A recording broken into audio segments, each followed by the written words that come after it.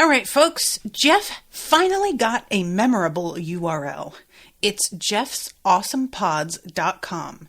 His two main shows are going strong. Shattered Worlds RPG is an actual play pod featuring spaceships, magic, zombies, and, yes, robots.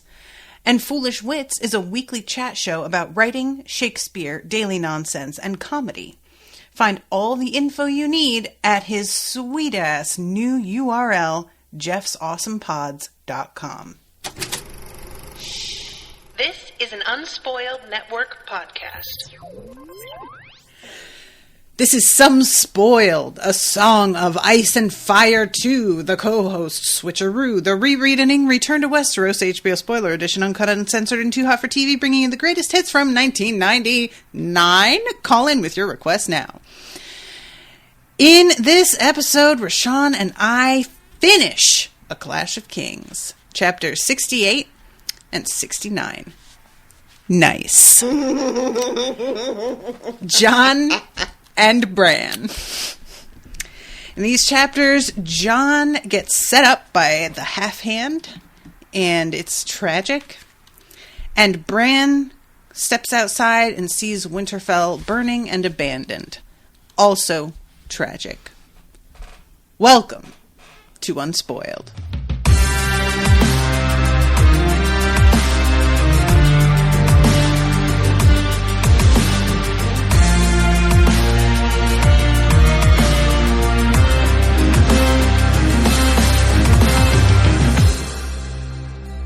Monsters are dangerous, and just now kings are dying like flies. I am the king!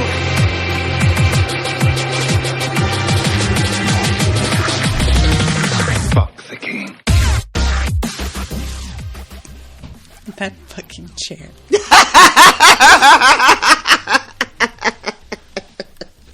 Welcome! I am Natasha. I am rJon with her squeaky chair. Squeaky ass chair. My lord. We are at the end of this book. It's been a long time. It feels like a really long time. How did you feel about these as like the last chapters for it? You know, I didn't realize how close we were. I mean, I knew, but yet didn't know.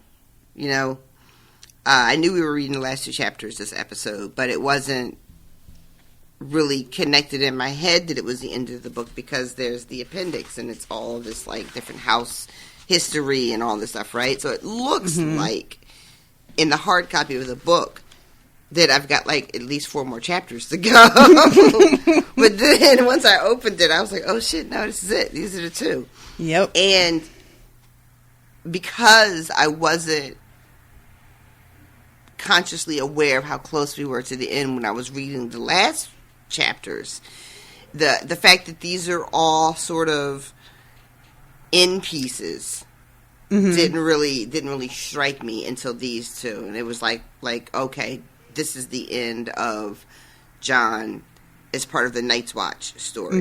That was the end of Tyrion as Hand of the King story. You know, that was the end of Sansa being, you know, betrothed to Joffrey. And then with Bran, this is the end of Winterfell for now, anyway. Yeah. But if you're reading for the first time, you don't know. It's just for now. You're just like, oh shit, that's it. It's done. Winterfell is over. That's over now. It's canceled.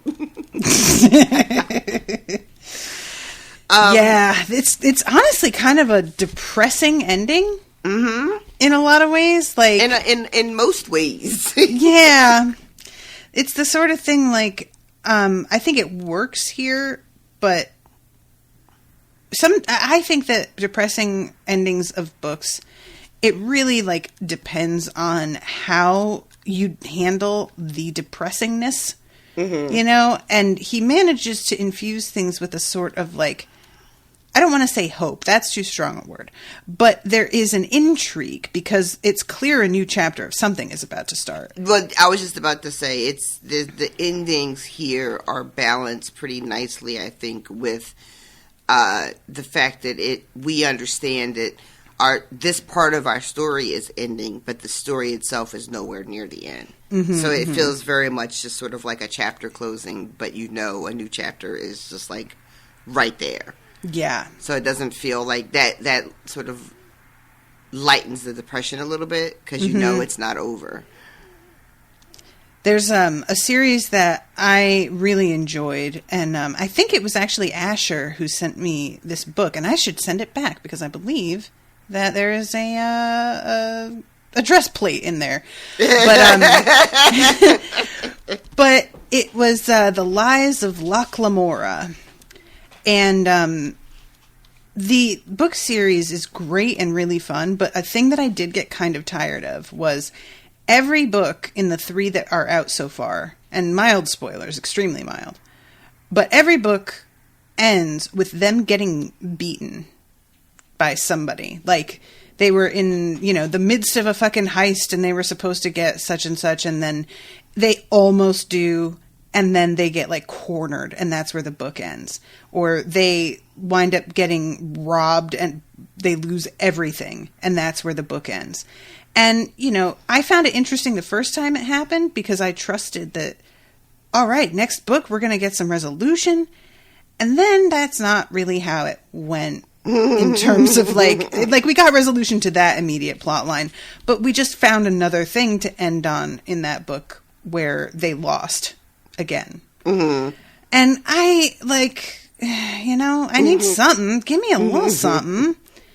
So I feel like with this, because it's only the second book, and like you said, we're setting up a bunch of other stuff, it doesn't have that vibe to it. It doesn't feel so much like the end as does the start of the next phase, so it's fine. Right, exactly. Did you do Wheel of Time? No. You haven't done any of the books? Mm-mm. I didn't think so, but I wasn't sure. I went searching. Are you watching it, or are you not watching it in case somebody wants to? It's a combo of not watching it in case somebody wants to commission it for Spoil Me, and also people have asked me to cover the books, and I don't know if I ever will or not, but I want to keep it open. Yeah, I mean, there's a whole bunch of books in that series, so I know that I would never I'm not doing probably another 16 or 17 book series, so I was like, fuck it, I'm just going to go ahead and watch this thing. You say that, but I have my doubts on that one. But yeah, it's kind of I've had people who have wanted me to cover them, but there's been a sort of vibe to it, and this happened with the book club sometimes, and it was part of why I wound up canceling it, where I can sense from the way people phrase things that they're I would really like for you to cover that because it's incredibly problematic and I want to hear you tear it apart. Or I want to hear you at least bring up the complaints that I have, which are significant. And while I have no problem actually doing that, I don't like going into stuff with people expecting a certain reaction out of me. That happened with Ready Player One, and I did not have the reaction that everybody was wanting me to have.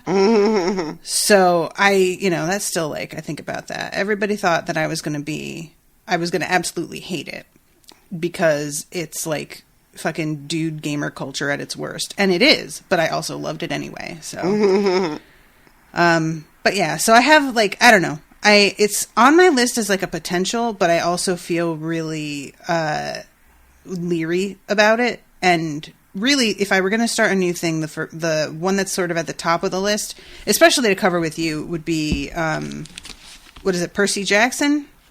Oh, yeah. Is that the series that you found them in your...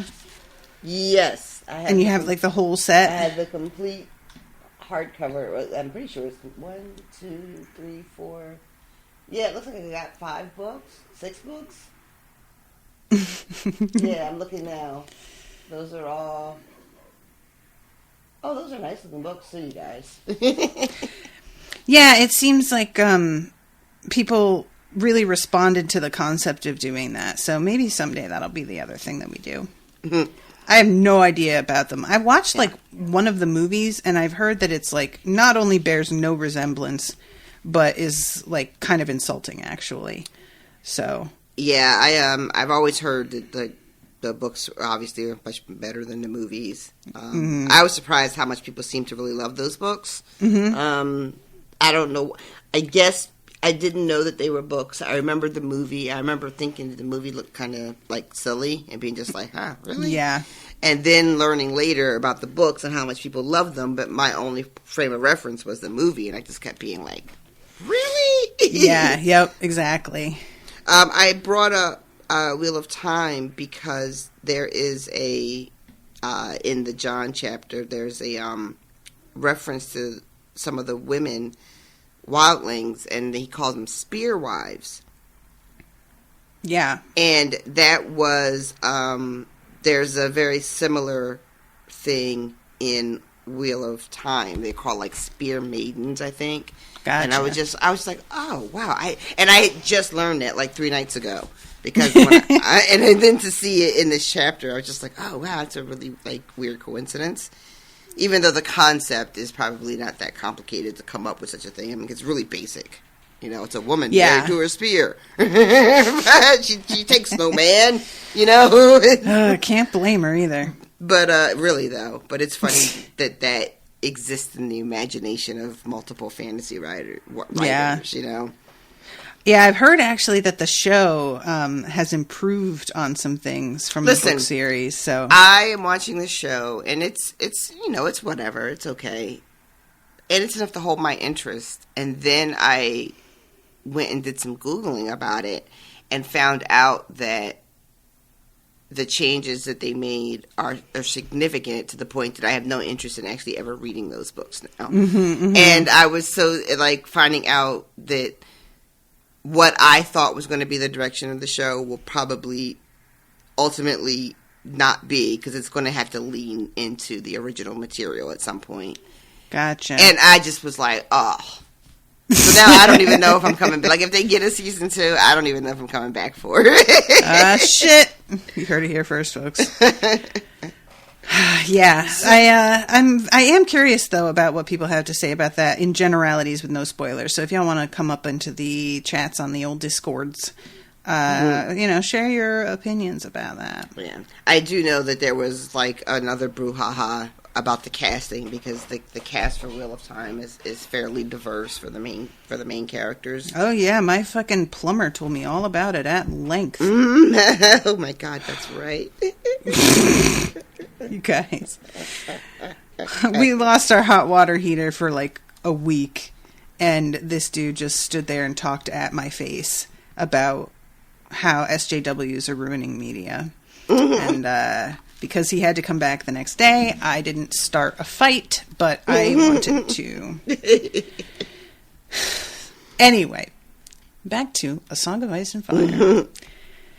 So it starts off, the first sentence is, when Corinne Halfhand told him to find some brush for a fire, Jon knew their end was near. Yeah. Yeah. This is so hard to read in so many ways.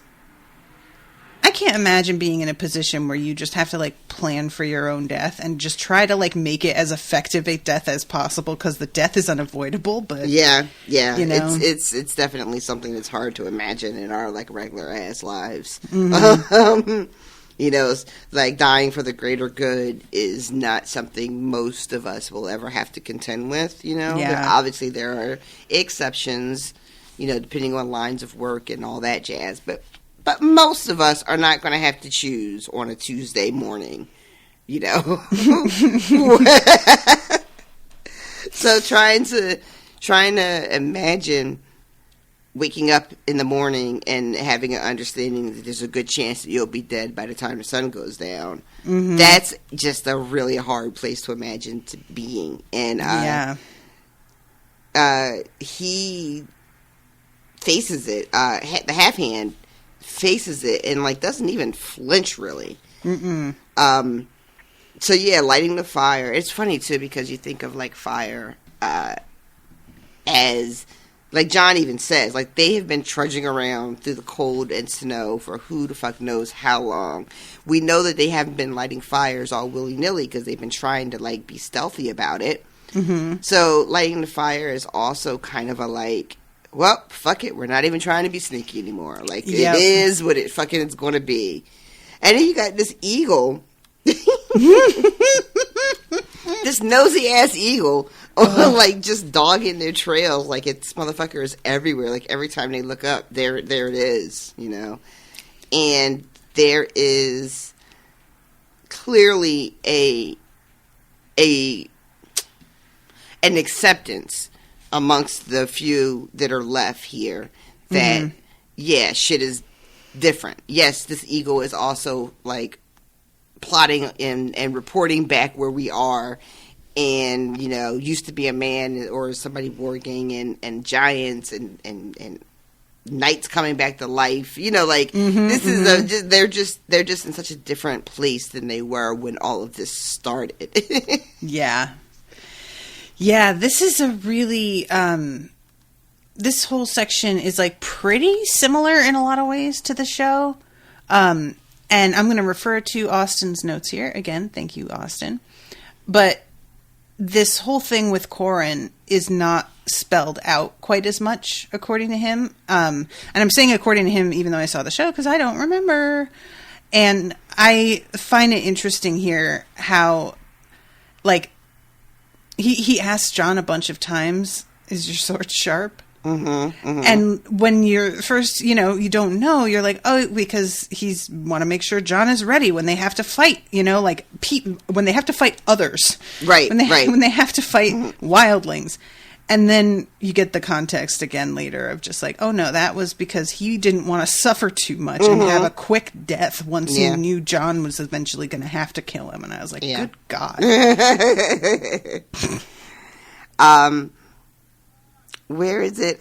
There's a bit like when they're first separating, and Half Hand is like sending because they had left that guy behind, Squire or something, to like kind of like hold the way, and they realize that he has fallen because they can they hear, you know, all the horns and all that shit, and then the Half Hand is like, well, we need somebody to like go back to Mormont, to Lord Commander, and let him know what the fuck we've seen. Let him know what Jon saw. And he's going to send, is it Eben? Yeah. And Eben is like, no, send Jon. And at first I was like, why would you say that? But then it would like immediately follow with like, you know, he's so young. Let him escape. Let him go back. Yeah. And Half Hand is like, no. But it's not clear to us just yet why it's a no. Because all he says by way of explanation is just that, you know, he's not a boy. He's a man of the Night's Watch. Which isn't a real reason, sir. Yeah, that's cool and everything, but also, what the fuck, man? So, yeah, they leave him, and is it his head that they pull out later? Whose head did they yank out? The wildlings. Because they got somebody's head that they, like, you know, dangle in front of their faces. It's, we'll get there in a second. Don't worry about it right now. Okay. And yeah, the eagle, we also find out that Jon killed the body that dude was in. That, you know, so now he is stuck in this eagle, which, ouch. That is a bummer. I mean, that from the show, I remember the character who wargs into the I don't remember if it was the eagle in the show, but whatever it was, right? I think it was, yeah. I don't remember specifically him being killed and being trapped in the eagle. I don't think they do that. Right? Like, that's amazing. Like, why wouldn't you do that? I think they, like, how do you have, like, an eagle as a character? Oh, no. I just meant, like, as a throwaway line. Like, you could have just had gotcha. Like, you wouldn't have had to do anything different with actual filming because it's very clear that the bird is, you know, we're supposed to, you know, intuit that the bird is watching them, right? We didn't even have to guess it. Like, they explicitly explained it to the audience as we were watching. Right. So, like, just throw that line in. I think that they make the guy who's warging a much more explicit antagonist to Jon in the show. They do. He stays, like, a problem for Jon throughout until eventually he's killed. But I still like the idea of someone being trapped because their body went down while they were gallivanting around. Gallivanting. Yeah, this is one of those where I'm just like, that can happen? That doesn't seem like that's fair, but the world's not fair. Yeah, I mean, I guess it's better than the alternative. He could have just died. Now he only halfway died. I mean, is it better than the alternative? I mean, being an eagle seems pretty rad. You're not going to worry about your credit score. You can fly. You're regal and shit. You're regal and shit. You know what? All solid points. Okay, so yeah, this Eben takes off. We have the laming of a horse that missteps and breaks its leg, and they have to kill the horse, which winds up that this is the last dude that they send off because he doesn't have a horse. As they're sort of framing it as, you aren't weighed down by having a horse, so you can climb over these cliffs where a horse couldn't go. And I'm like, I guess this feels very toxic positivity to me, but okay. And there's not even an option of well, you could just ride my horse with me. That doesn't even come up as viable. Yeah. They also they slaughter their horse and let ghosts eat, and then they take some horse meat for themselves to eat later. But then they also just put some blood in the porridge for strength. And to that, I give you a hearty ew. What? Yeah, this is the kind of thing where, look, blood in food can be great. Colombians have a blood sausage that is delicious. It is awesome. That's that fucking blood sausage from that Modern Family episode. I have never seen Modern Family. It is not really good, but I've talked extensively over the years about the weird relationship that Stephen and I have to sitcoms. So I've seen many, many episodes of many, many terrible sitcoms. And that's one of them. Yeah, I feel like the thing about blood sausage that really is good, it's not the blood, it's the garlic, it's the cumin. That's the shit. There's no seasoning in this porridge. This is just... ugh. It is the blood in a steak, in a rare steak. Do you eat rare steak? I do. All right. I love rare steak, and every time that people are like, I don't eat it rare, I'm just like, why are you saying that like it's a brag? You are uncultured. Stop it. Rare, if it's a really, really nice place. Medium, rare, if it's a more of a place that I can afford. Outback. If it's someplace that I can afford, it's just medium rare. If someone's taking me out to dinner, it's rare.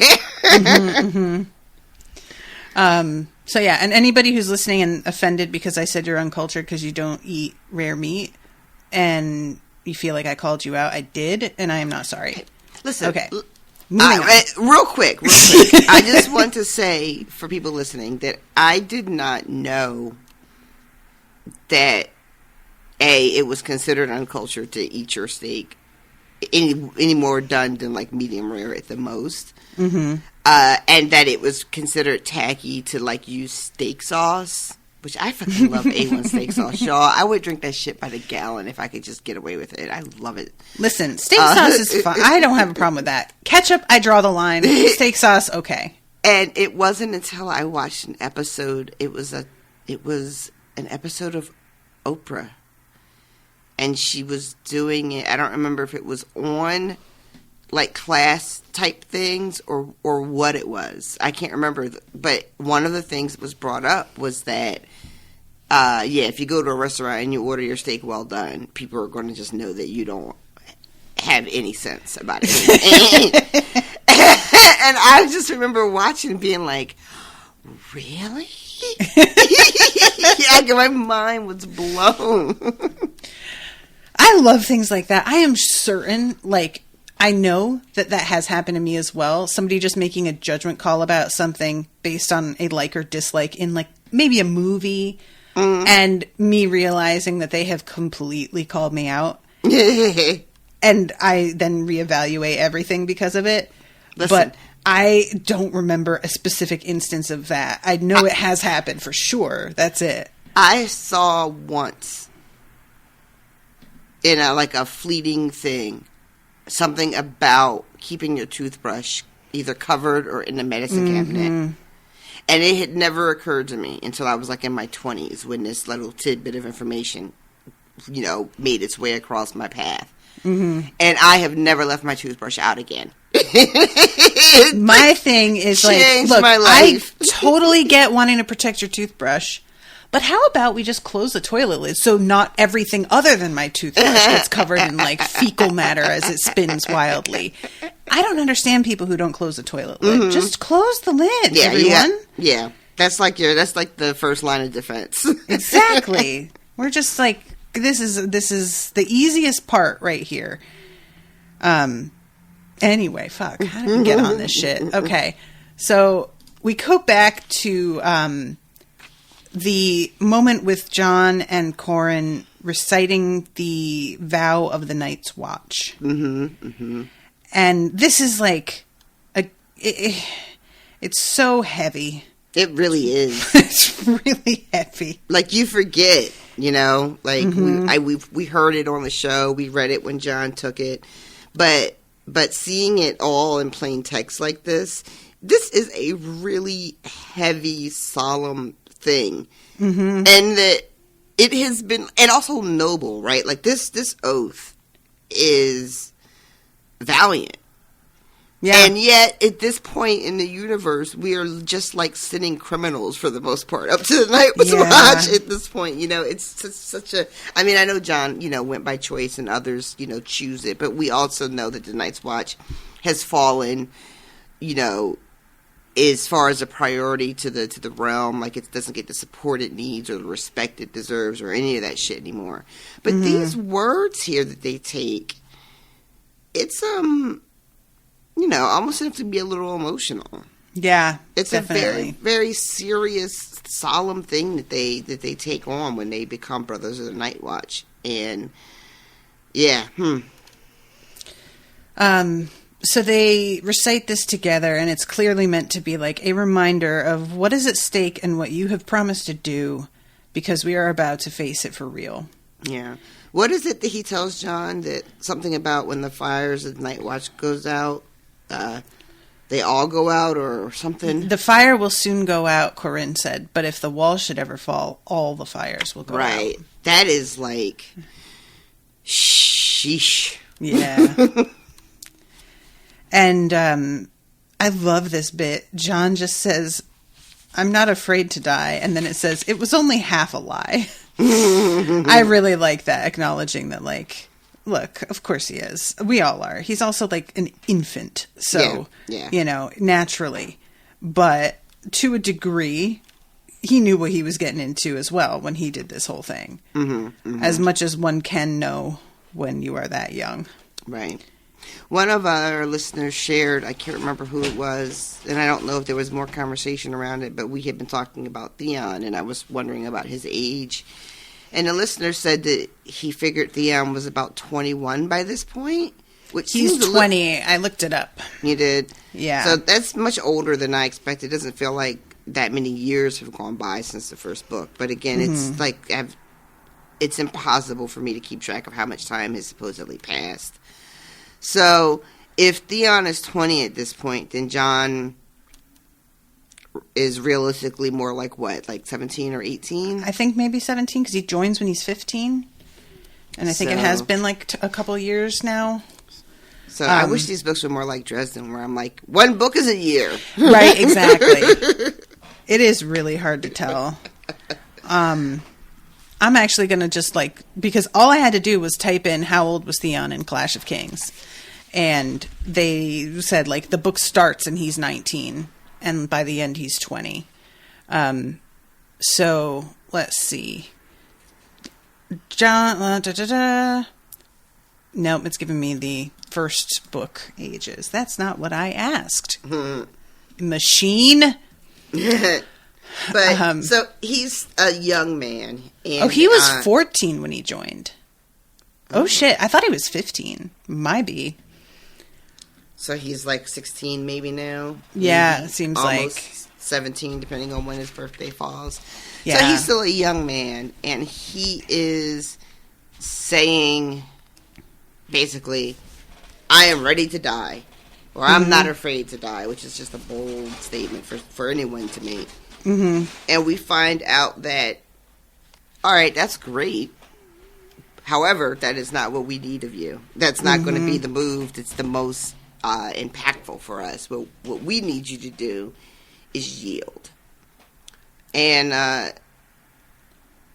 the half-hand thinks that they will accept him. Yeah. Jon is like, I don't know if that's accurate. Jon is like, word on the street is, they don't make captives of us. They catch captives, us. Captains, captions, etc., etc. I think she's broken, guys. Should I start her over again?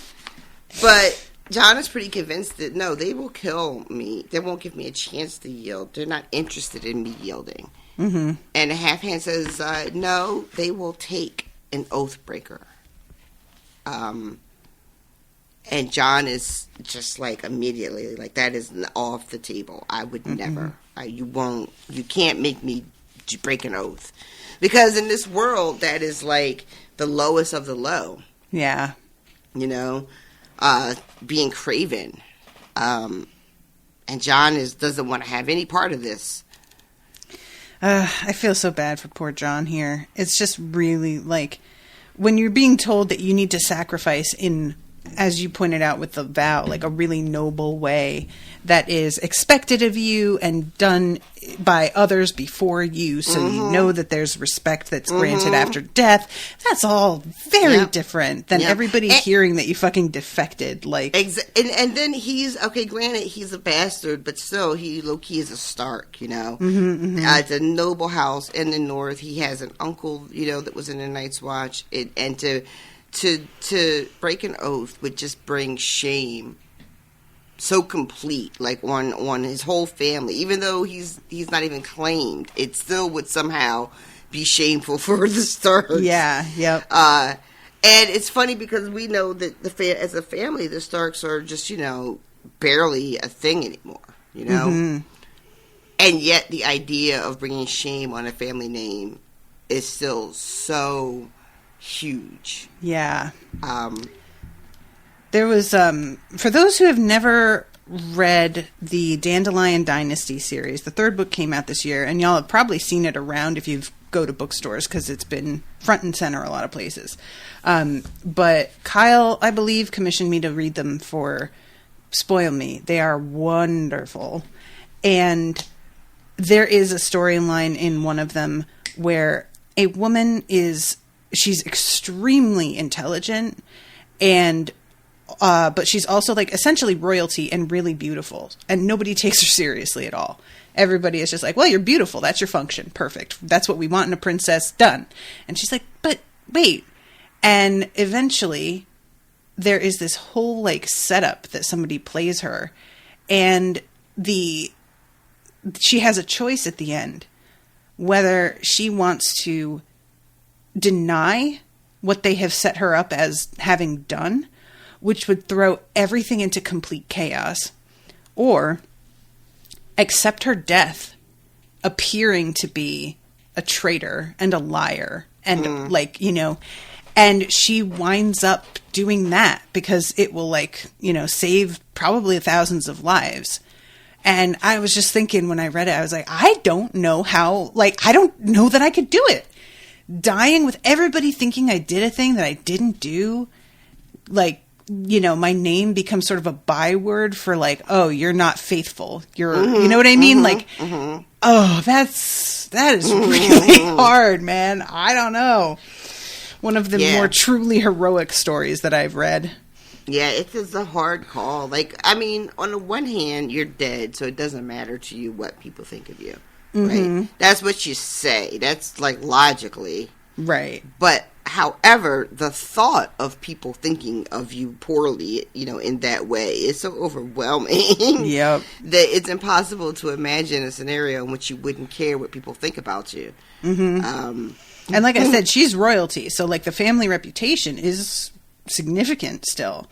So, it might not matter to you, but it will affect people that you love and care about still. So, yeah. Anyway, shit's hard, man. So, yeah, he says, if we're taken, you'll go over to them. They may demand you cut your cloak to ribbons, that you swear them an oath on your father's grave, that you curse your brothers and Lord Commander. He never says, they might tell you to kill me. He never says it. He does not. He just says, do as they bid, whatever they ask you. Mm-hmm. Yeah. And he tells them, while you're there, though, you need to watch. And the half-hand is like, your wolf saw their diggings in the Valley of the Milkwater. What are they looking for? Why were they there? Did they find it? Like, whatever it was they were looking for. Mm-hmm. Basically, you're going undercover, and you need to get as much intel as you possibly can. And Jon is just really in this position where he can't deny it, because that would be to lose faith and to disobey a direct order from a ranking officer, so to speak. Right. He's just in a no-win situation. And even though I've seen the show, I have to tell you, if I were reading this for the first time, I would not be convinced they would take him in. Mm-hmm, I would really be, even as I was reading it this time, I was just like, he is so confident. He is super, super confident that they're going to take Jon in. I feel like he's betting on Ygritte. Like, the fact that Jon let her go, like, it's almost like he knew that when Ygritte got captured, he specifically walks away without telling Jon, kill her. He says, do what needs to be done. I think he had already started to be like, ooh, we might not be getting out of this, so maybe we could work this somehow. It does feel like that. If not intentional, right, it at least showed us that Corinne had an imagination, right? Mm-hmm, mm-hmm. He could imagine a scenario where this might be to their good, as opposed to just being really like tunnel vision, like some of the. What was the other fucking guy at the Night's Watch that got sent away? Alistair Thorne. Like that fucking guy. The half hand is not that. He is able to keep himself open to all kinds of things that might be helpful in different scenarios, and he just seems smarter. Mm-hmm. Yeah. Like a person who understands that they don't always have the right answer and that they don't know what will be for good or for bad in the future, in my opinion, is always smarter than the person who thinks they know every fucking thing. Absolutely. And being flexible is a sign of like a deeper wisdom. Mm-hmm. Sticking to your, assigned rules and roles, no matter what is going on and what is actually appropriate in the moment. Mm-hmm. That is that's a silly way to live. Mm-hmm. Agreed. He's being a real silly. So, okay, they head back, and they wind up, there's a part where they have to, like, go through a waterfall, and I was just like, can we not do this in the fucking, like, negative 15-degree weather? I cannot stress how much I hate being in the cold. Yeah. It is my least favorite thing. And this was all of the Jon stuff is terrible for me on that level. Like, he just hasn't been comfortable anywhere. I need comfort. I can't wait for him to be somewhere that's, like, cozy. But until we get that, these are all very difficult for me to read. And this going through the waterfall in the middle of the mountains with like, just, I don't know how many feet of snow. It was awful. And then he wants to, like, take off his cloak, but it's too wet. He can't even get comfortable. He can't even, like, use it to cover up with. Because it's just, all of it's terrible. Even Ghost is like, this is ridiculous. Yeah, it says that he goes under the waterfall in an angry rush. And I just like the idea of Ghost fucking swearing. Just like, fuck! As he goes under. Because, man, being wet, even when it's not that cold out, is just the worst. Being wet when it is cold, oh my god. Like, that's used as torture. Legit, you know? Yeah, and your need for him to be somewhere that's actually cozy at all costs. This is why we're friends. This is like a big foundational element that we both agree on. You know, there will be times sometimes where we disagree so much on something that I consider pretty important in life. Like, you know, making Christmas cookies.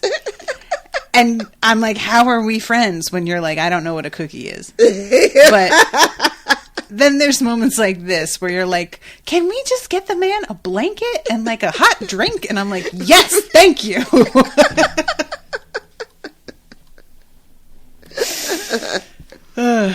All right, so this is when they get caught up. I love the eagle like screams in triumph, and I'm like, listen, don't get too high on yourself. They're here on purpose, okay?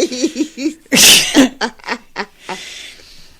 And this is when we meet Rattleshirt. Do you remember this guy from the show? I do. Once I had completely forgotten about him, but once this part happens, I was like, oh, that's right. This motherfucker. Ugh. Just people like walking around in the bones of people that you vanquished. Okay, I guess. But it just, why are we all doing this? Why is every fantasy story have this guy? Like, what is this? Because, like, honestly, that feels like a real thing. This is the kind of dude who has the, like, profile picture of a wolf. These guys had to exist back in these days as well, but the only difference was they actually did kill people. They actually were, like, predators. But they weren't genuine badasses. Because, as we see, Rattleshirt's like, I'm gonna take your fucking teeth. And Corin's like, come get my teeth then. And he's like, in a second. I could if I really wanted to. So, yeah, this guy is just, you know, it's not that he doesn't do it, but he has to be positioned so that he knows there's no risk to him at all before he does it. And that is not really a badass. Yeah. And this is when they pull out the head, which it turns out was Eben. And there's this woman, whose name I'm not going to say, but she, like, opens her shirt and shows her boobs to John. Like, does the baby want to suckle? Oh, my God. That I do not remember from this show. This is a sure moment. They did it. I really like this because men exposing themselves to women as a means of threat is like such a thing. And you don't see women exposing themselves to men as a threat ever. It's always done as a seduction, or, you know what I mean? So her being like, how about you come suck on this titty, you fucking infant? I was just like, that's actually a pretty good insult. Wow. Like, legitimately pretty insulting. I mean, yeah, like if you're standing in front of all your boys and somebody calls you out like that, you know. And then somebody else is like, oh, that's a nice wolf you got there. Maybe I'll make a coat or some shit. And I'm just like, will you? Again, I want the Corin treatment of like, come get my coat then. Come get it. What's the problem? Why are you walking away? Weird. Right. I see you still sitting there. I don't see you coming to get nothing. But, so, the half hand is telling John, like, look, they're trying to fucking goad you into doing something stupid. Don't. Yep. Just keep really Be cool, calm. man. Be cool. Be cool. What the fuck? He mentions, she doesn't say anything, but she catches John's eye. And is it Rattle? Who says the black crow is a tricksy bird? That's Rattleshirt, I think, yeah. I don't know why, but I really like Trixie Bird. You're a little Trixie Bird, aren't you? Man, these people. What a bunch of characters. But yeah, so then she says Egret does speak up. And she's the one that tells Jon about the eagle. Right. And Jon tells her, like, you told me that Mance would take me. And she's pretty confident. She's like, yeah, he will. And Rattleshirt does not even want to give that a chance. No. He's basically like, let's just kill everybody right now and call it a day. Which is how you should be if you're, like, out in these streets fighting. Honestly, I gotta agree with you. I don't want to be on Rattleshirt's side, but, like... Yeah, you just go ahead and kill them while you have the chance. There's no need to be dragging them along to the second location. Yeah. But you also have a story that has to be told, so he does, get dragged to a second location. Yeah, so, okay. The whole thing goes down pretty quick from here on. They are like, all right, well, if you're actually going to do this, you got to prove to us that you mean it. Mm-hmm. And the thing that always, like, I won't say it bugs me because I get it and I understand why it's being done, but it feels really, it's just, again, a pride thing, is that Jon takes, follows orders, goes over to them, and then Corin is like, yeah, turn your cloak, you bastard. I guess bastards do suck. And I was just like, oh, I know that you need to do it this way. It's correct. You are doing the thing that has to, but also, I hate this. I hate watching him yell at Jon and just be like, what a fucking lying piece of shit. Oh, Jon. And Jon knows better. He's not, like, upset by it or anything. It's just his, like, jaw tightens or something, Yeah. It's the moment that happens, because Jon is the last person to get what's about to happen. Mm-hmm. And he does the thing where he, like, says he'll do whatever you ask. And Rattleshirt is just like, oh, word? Okay, kill him then. Mm-hmm. And before Jon can even react to that, which is really, good, Corin just jumps right into action. Yeah. Corin says, as if he could. Right? and like immediately goes into fight mode and kind of forces Jon to continue the charade.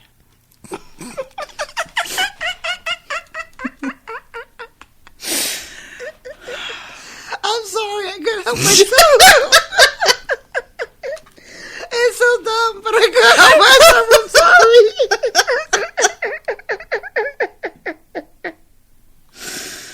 Oh, God. I won't bore you guys with the story of why that's so funny to me. I just need you all to know that is extraordinarily funny to me. I want the story. Tell the story. No, it's just a Simpsons joke, but anyway. So, right. They start to fight, and Jon doesn't want to be doing this, but he has to. Ghost, who's just ride or die on a regular day, doesn't need any sort of, like, invitation to jump into this. He's just, Ghost. just bout it. So, and there's, a little bit of a back and forth, and then Jon gets him in a way that he knows he shouldn't have been able to get him. Yeah. But it looks real enough, and he takes the half hand out, and he drops, and Jon is just kind of like standing there, and then it dawns on him, oh, he knew this is what would happen. He knew this is what they would ask me. Of course, this is what they would ask me. And he starts thinking of, like, everybody, Ed and Pip and Sam, Bran, Rickon, everybody, and he's just, like, feeling what does he say? He says, who am I now? Who was he now? What was he? Now that he's done this thing. But before he can, like, even sit too long in those thoughts, they're already, like, snatching him up, you know, and getting his name, and Rattleshirt's like, yeah, gut him. And fucking Rattleshirt. Right, she has to be like, wait, he yielded, though. You all saw it. And he's the one who, like, gave me some mercy, so what the fuck, guys? Mm-hmm. And she tells him that, you know, he's also related to Ed Stark, which I guess it means something to them, though I don't know what. I will say Rattleshirt really, it's not Rattleshirt, it's the woman, she calls him Byblow, and I may never recover. I meant to mention that immediately when we started this episode. She calls him fucking a lordling's byblow.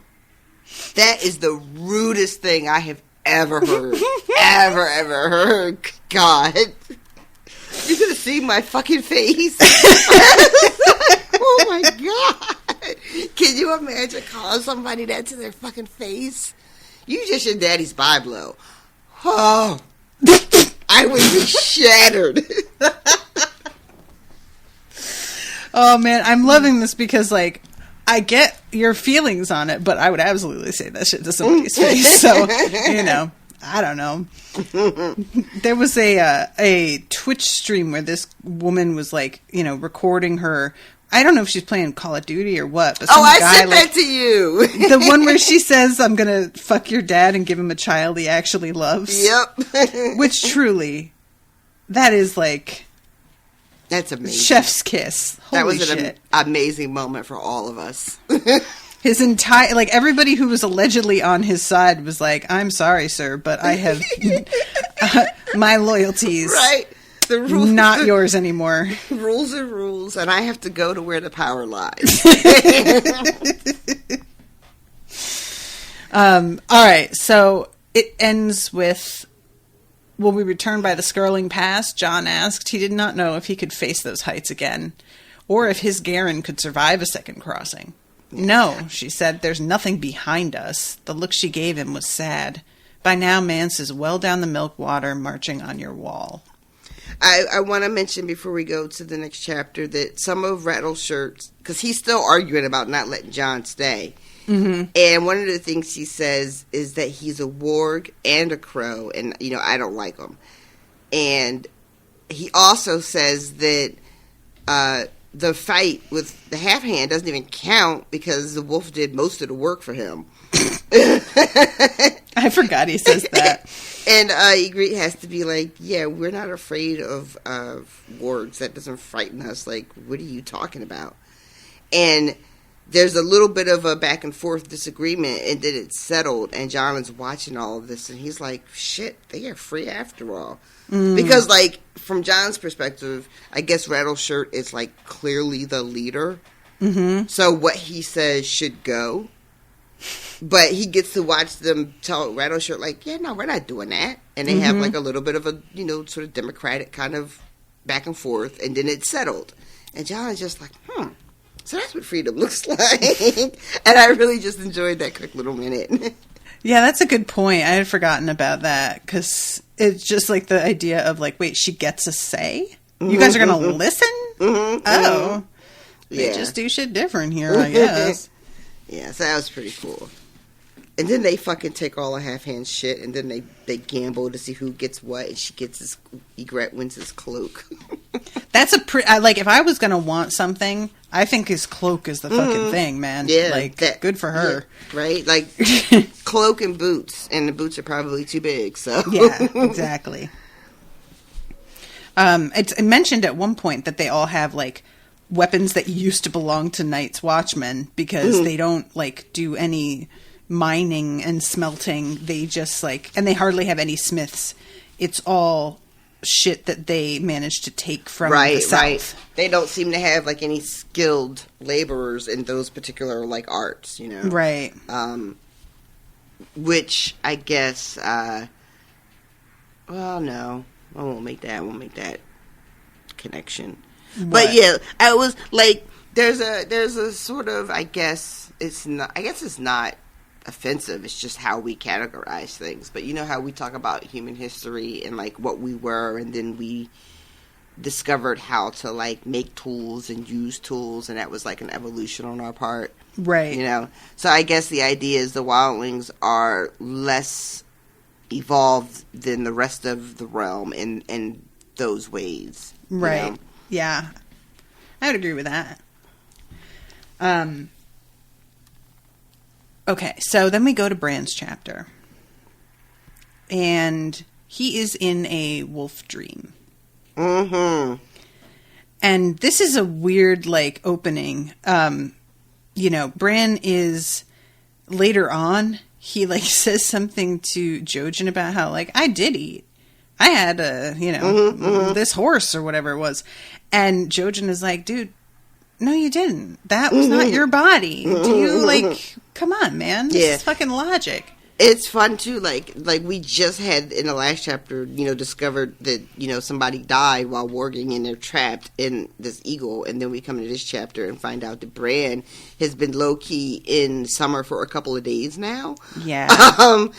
He's not trapped, but he's also, it feels very much like he would rather be there than where he is. So this is like some escapism almost. But yeah, because then it made me think about the eagle, and I'm like, well, I guess if you're dead and you're trapped in the eagle, then your body's gone. So it doesn't matter if you're not eating, like really eating. That body is gone, right? Doesn't matter. Yeah, the eagle just has to eat now. Yeah. And evidently, like, when you're in the body, it's delicious. It's not like, you know? You're not grossed out. Yeah, exactly. So yeah, he's in Summer's body, and there is the smell of like smoke, which Summer thinks is like the most dangerous scent, even more so than the smell of like iron and steel. And one of the other wolves has taken down a horse, and he fights with the hunter that took that down in order to get to go eat first. And then he feels himself being pulled back. And he does not want to go. I should mention this part too. The smoke and ash clouded his eyes, and in the sky he saw a great winged snake whose roar was a river of flame. He bared his teeth, but then the snake was gone. Behind the cliffs, tall fires were eating up the stars. What do you think of that? I honestly don't know. A giant snake? Yeah, from like the wolf's perspective, so I guess one could say maybe he interprets it as a snake and that's not actually what it's, you know, if Bran saw it with his own eyes, he would say something different. But when Bran wakes up, he doesn't say, oh, I saw X, Y, you know what I mean? Like, right. So, it's a dragon. Is it? Well, it's a winged snake whose roar was a river of flame. But, like, how up here? Oh, no. Okay, I'm sorry. I don't mean he literally saw a dragon. Okay. I'm assuming that this is a weird sort of vision that he's experiencing while he's warging as the wolf. Gotcha. So it's more of like a third eye or a raven eye, or I forget. What is it? Happening. You know what I mean? Mm-hmm. That's how I took it. That makes sense. It's just, I don't know, like, I don't think we've seen him have a vision at the same time as warging. It seems like he always has his visions when he's asleep. You know, and it comes to him as a dream. So that's the only reason this like feels weird to me, is I'm like, that combo hasn't really been seen before. And I'm not saying it's not, you know, it doesn't exist, but it's just, it would be new if that's what he's doing here. Right. I'm wondering if, because we find out just how long he's been in Summer at this particular point, if maybe the longer he's doing it, the more enmeshed some of the things become. You know what I mean? Like, like if he's and everything is still so new in these powers that he seems to have, we don't really I don't understand exactly what all is going on with them. So maybe because he's been in there so long, the walls that exist between the different types of magic that he can use sort of like bleed. That would make sense. I accept that. Because I don't know. I mean, I feel like the description has to be a dragon. I mean, I could be wrong, but it feels like it's really dead on. Mm-hmm. But it makes no sense because there are no dragons flying around Westeros. Right. You know? All right. So Bran gets brought back sort of like by force. Somebody is like, you know, shaking him, holding him, being like, come back, Bran. Hey, buddy, come back. And Meera says, you were thrashing and making terrible noises. What did you see? And he's like, Winterfell is on fire. Yeah. And when he's in the wolf and it's fired, he also smells like people burning. And horses. And it, you know. Yeah, this is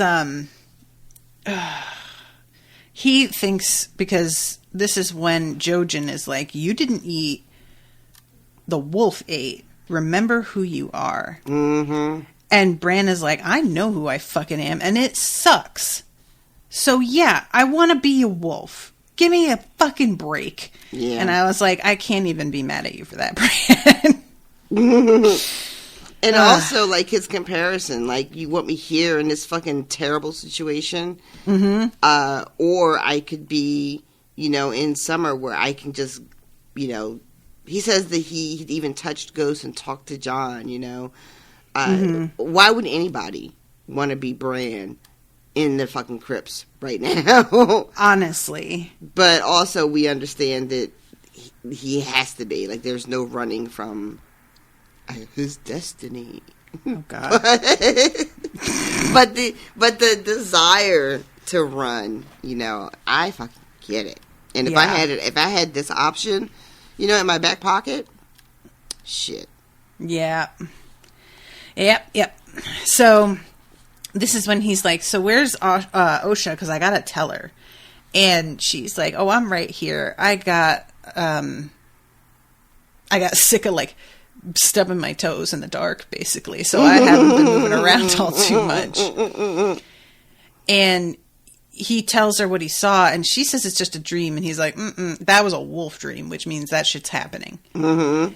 And he's like, we've got to go see. And Osha's like, do we though?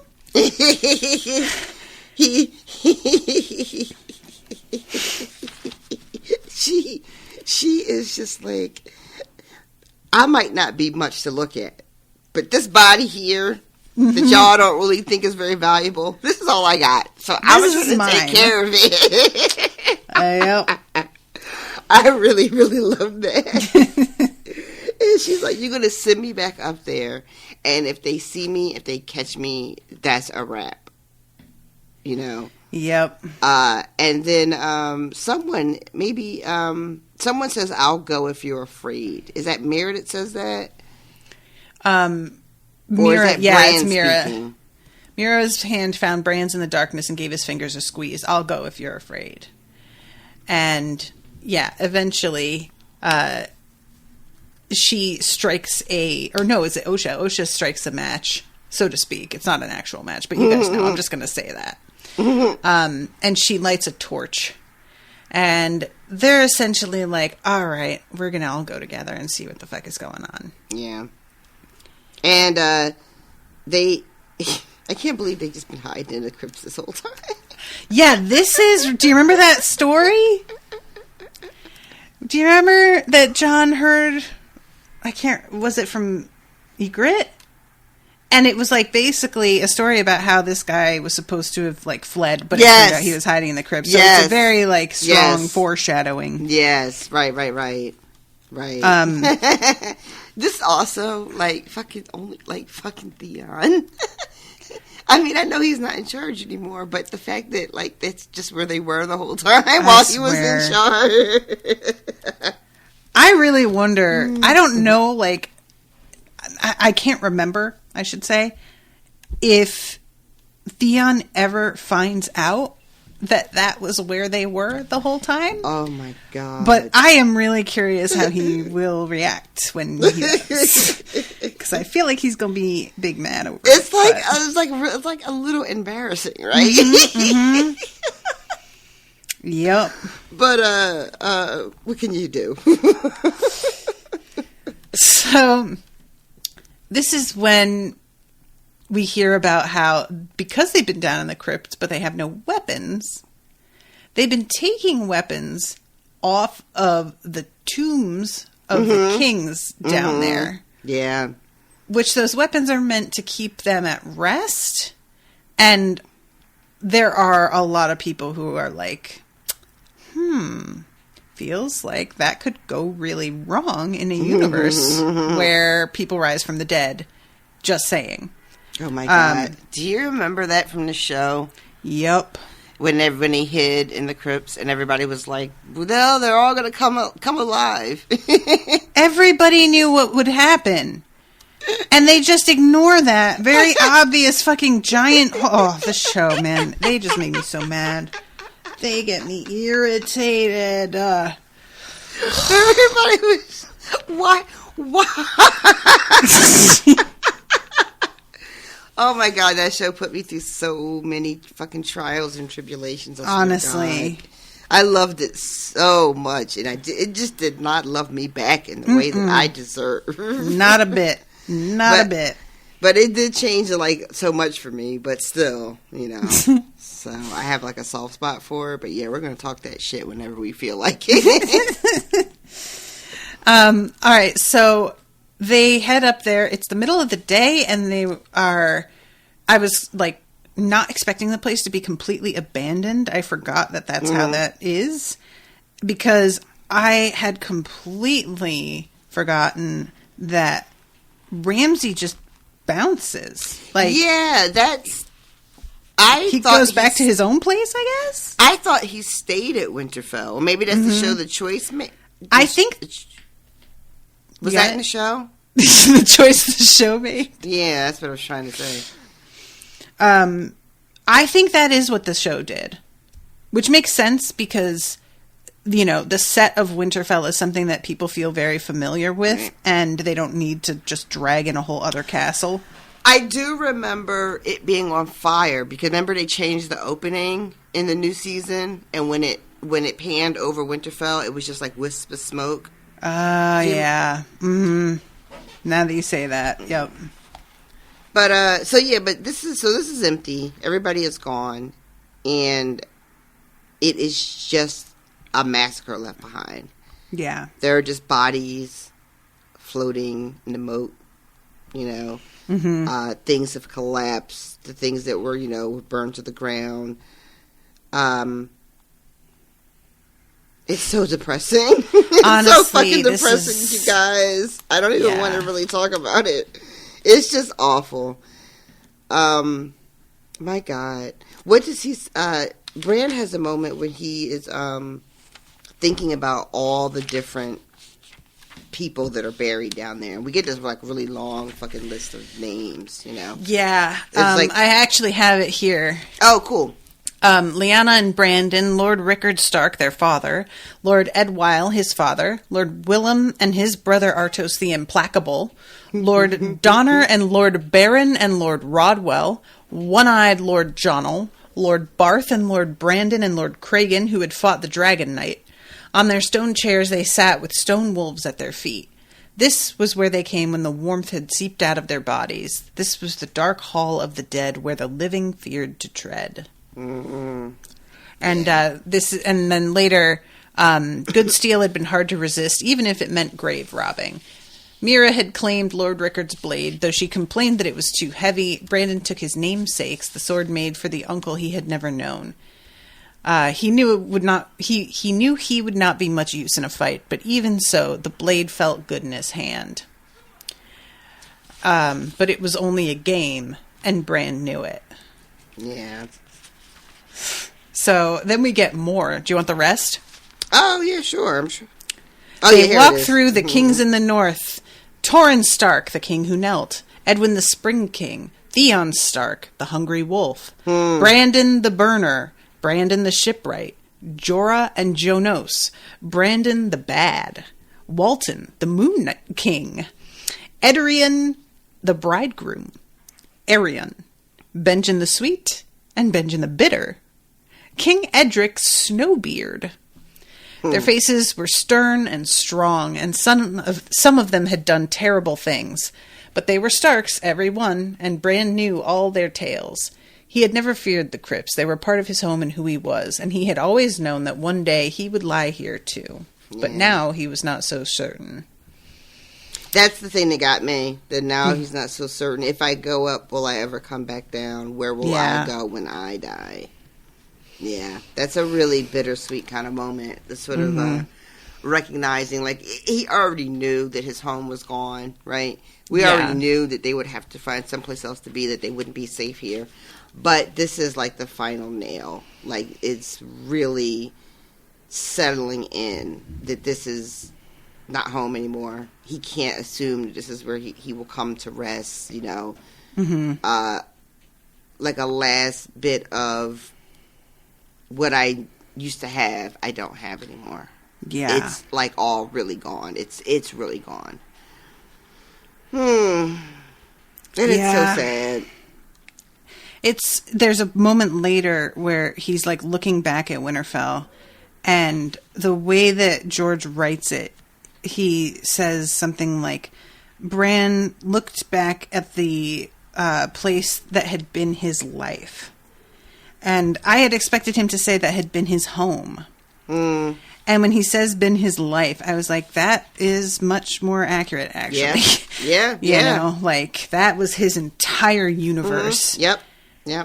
In a way that is, like, almost impossible for us to imagine, you know. Even if you are someone who, like, lives in the town you grew up in, there's a very good chance that you travel with your family or with your friends. You know, you've been to other cities. You may have even been to other countries, you know.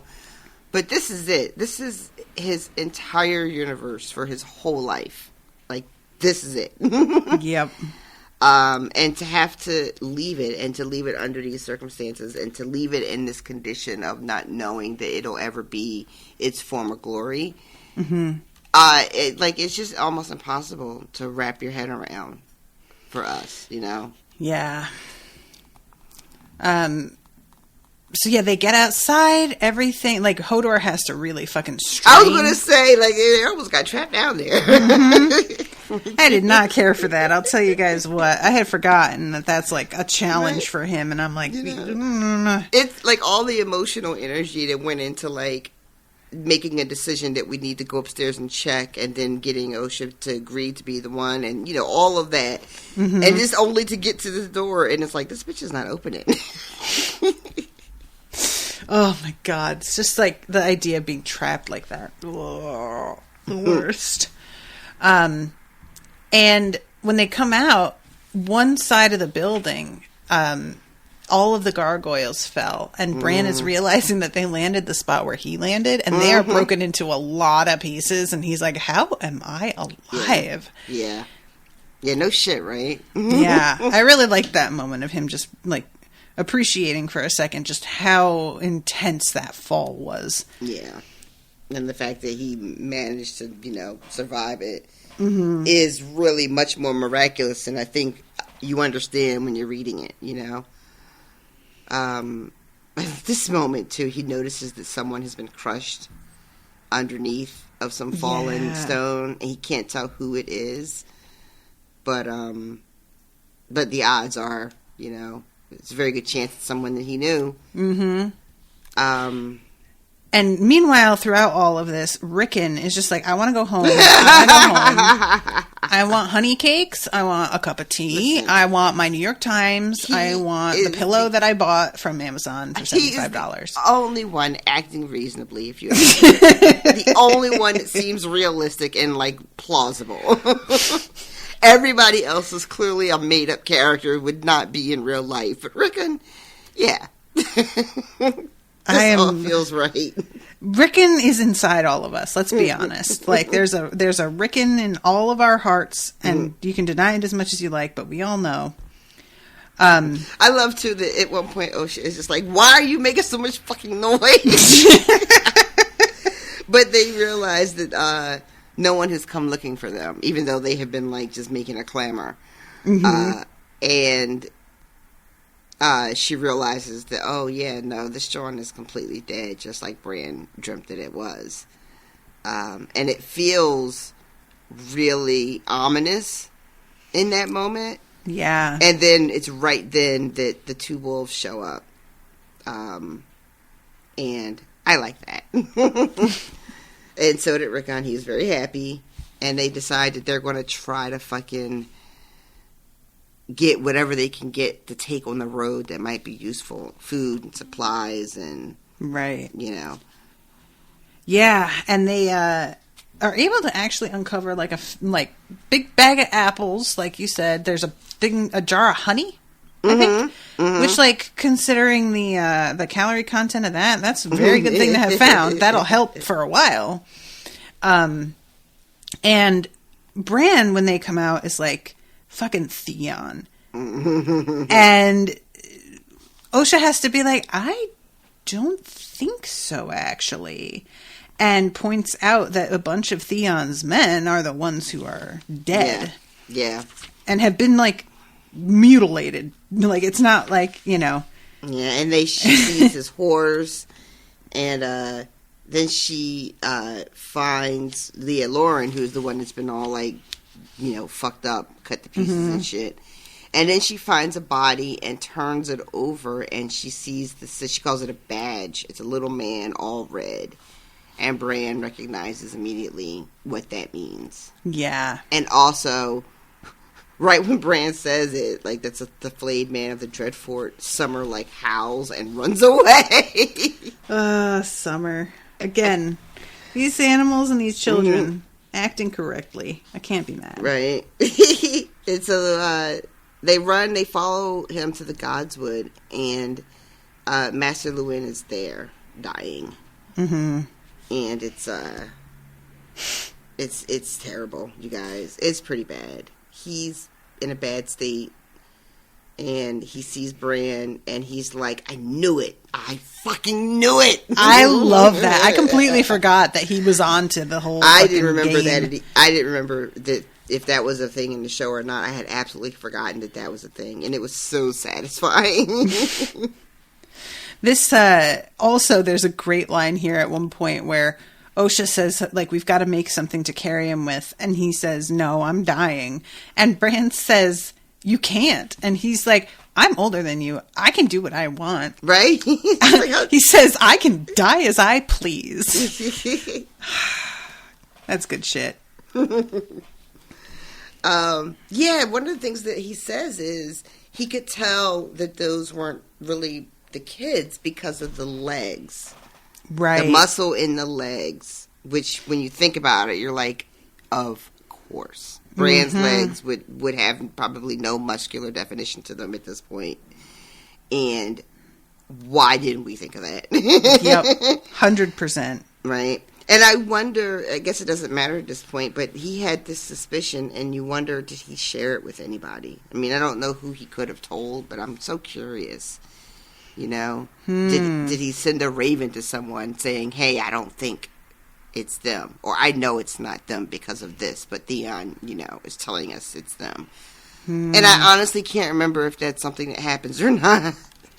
Yeah, I can't remember either. I would like to be able to tell you, well, I'm not going to tell you, but that would be me pretending that I know, and I'm not going to do that.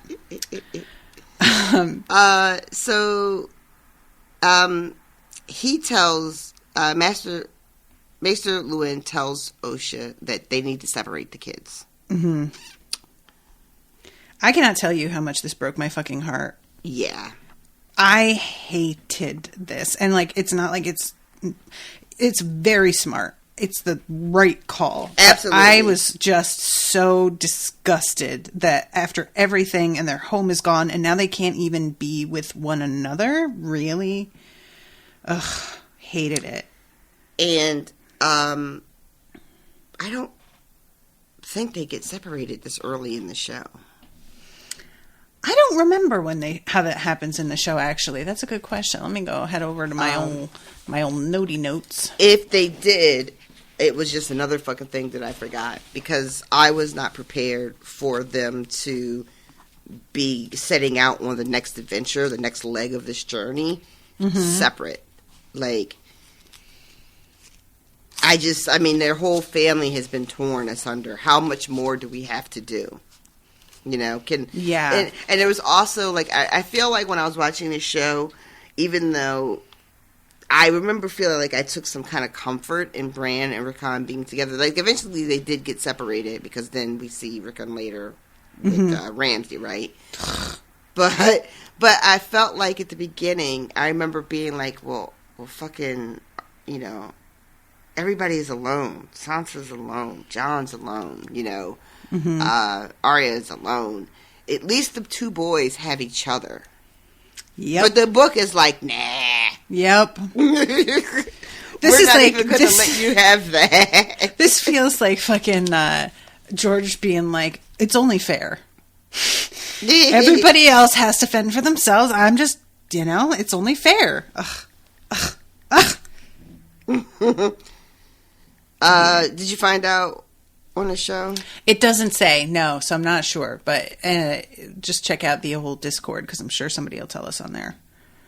Guys, you should really be up on the Discord, because there's all sorts of combos. I'm not able to, like, reply to everything, but it is fascinating, especially in the spoiler channel. People are sharing all kinds of, like, fan theories about things that I remember vaguely reading about in the first go-round. And I had completely forgotten about, like, I want to say I had forgotten about these bonkers-ass theories, but the thing is, are they, though? Are they bonkers? Because I am starting to wonder. So, yeah. But that's the spoiler channel, so. Oh, yeah, I can't get in there. You cannot. I cannot. I think that,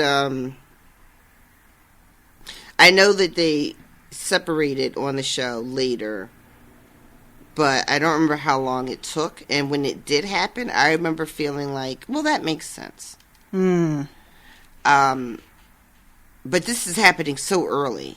Yeah. They haven't even started. They haven't even left. They haven't been nowhere yet. Yep. So, as soon as he says that, too, Osha is like, okay, yeah, I get it. I really appreciate her being here. And that makes the separation awful as well, because she is the one that goes with Rickon. So now it's Bran with Jojen and Meera. It's a bunch of kids. Yeah, and Hodor. Also, where are they going? He doesn't... Because she's like, all right, well, where am I supposed to go? Where am I taking him? And we don't have any, like, really good options. Like, he says... Because she's like, well, maybe the Serwins. And Luwin is like, yeah, nope. Yeah, dead. Everybody that gets brought up, they're like... They're all dead.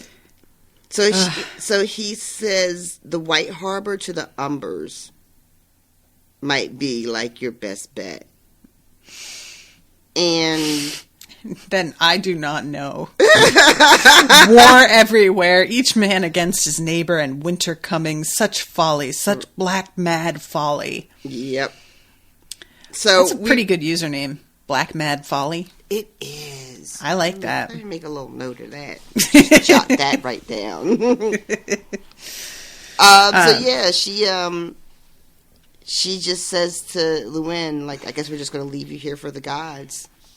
And then he asks her for a drink of water and another boon, and we all know what that means. Yeah. Even though it is not said. She sends Meera to take the boys ahead, and she stays behind, and then she reappears a few moments later back with the group and just says she's going to take Rickon with her. Yeah. Yep. This is just... I just hate it, guys. I really do. I had forgotten how, like, heart-wrenching this whole section is, and the goodbye, and it's like...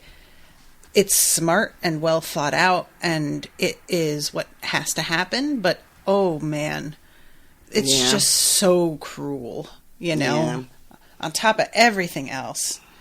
Rickon is sobbing, like, clinging on to Hodor, like, you know, please don't, like, let me go. And she actually has to, like, give him a little bit of a swat to calm him down, which is a weird way to calm a child down, but what can you do? And she says that they're going to take the hunters, no, they're going to go to Eastgate and take the King's Road. Meera says they'll take the Hunter's Gate. And, Bran is like, are we going to go to Greywater Watch? And that's when Jojen says, nope, they're going north. Their road goes north. Yeah, I like that when he asks, Meera, like, looks at Jojen like, so, what about it? She doesn't know. And Jojen just says north. He doesn't actually say where they're going. So, I'm just like, question. Can you just please say, I mean, give me anything here, dude? But no, he doesn't. He doesn't like to give us anything. Nope. I'm cryptic and mysterious. All right, so it ends with, the stone is strong, Bran told himself. The roots of the trees go deep, and under the ground the kings of winter sit their thrones. So long as those remained, Winterfell remained. It was not dead, just broken. Like me, he thought. I'm not dead either. Yeah. And that is it, kids. That's it. Second book. Done. Yep. So, man, I had forgot that this was 69 chapters long, but that is hilarious. Isn't it? That you get Isn't from it? That, it's just, it's so worthwhile. Guys, you don't even know how many times a day I have to resist screenshotting shit that has 69 comments or 69 likes or been retweeted 69 times. And I'm just like, always like, don't do it, Tosh. There's no point. Nobody cares. But I want to every single time. That's amazing. I should make a fucking like collage out of it. I should just start really doing it should. And then save them all and just be like, here it is. With a little date in the corner of each one so that you can see how frequently it fucking happens. All right. Is there anything else that you want to say before we wrap this entire book up? No, I'm looking forward to the next one. Me too. See where we're at. We are really going to start getting into some shit that is different now. So yeah, I'm really excited for that too. Like, it's starting to feel like I might be getting a new experience. You know, I know that divergence from the books gets pretty intense starting with book 3. I know that there are like the highlights, the high moments from the show from that season, but a lot of the intricacies that led to that moment, I feel like I didn't really get from the show. They just really couldn't spend that much time. Very much, yeah. So I'm looking forward to seeing how the betrayal happens, you know? What are the actual steps? Who said what to who and when and all that kind of jazz. So, all right, I'm going to say hi to new patrons because we didn't do that last week. This time around, we've got Meredith Layden, Raymond Thata, Sarah S., Vera Oris, Vijayeta Basu. Hope I'm saying that right. Vijayeta or Vijayeta. That's always the thing that gets me is the accent. Like, where do I put the emphasis? That was not that good a joke. It reminds me that the whole line is what's really funny. On the wrong syllable. Yes. Megan Watt, Sandy Hardell, Emily H., Leslie Mowry, Kat Long, and Maya Martin. Welcome to all of you. Thank you so much for becoming patrons. I may be wrong. Oh, no, I am wrong. Okay, never mind. Because I was about to say, I feel like that was all women. But there's Raymond and, you know, I don't know the genders of these people. But that was a long list because we skipped a week because you were ill. And then we came back and had to do it late. And you were so tired, so I didn't do it. So it's been a couple weeks since I said hi to everybody. So thank you again, guys, for pledging. If you're interested in pledging, you can go to patreon.com/unspoiled.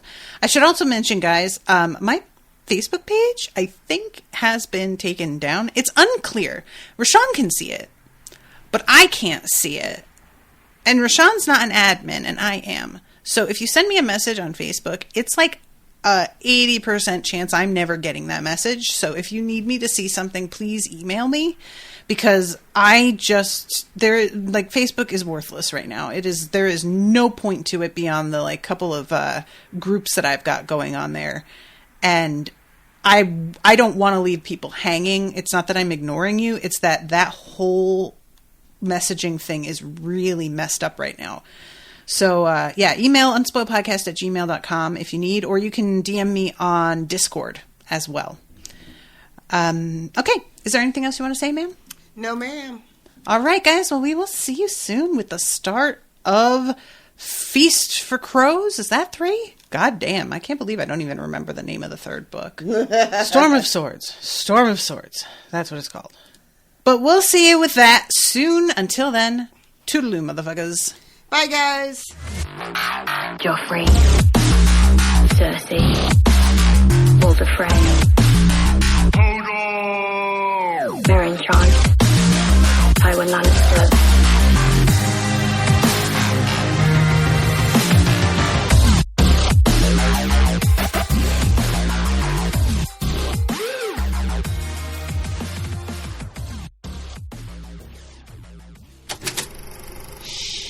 That was an Unspoiled Network podcast.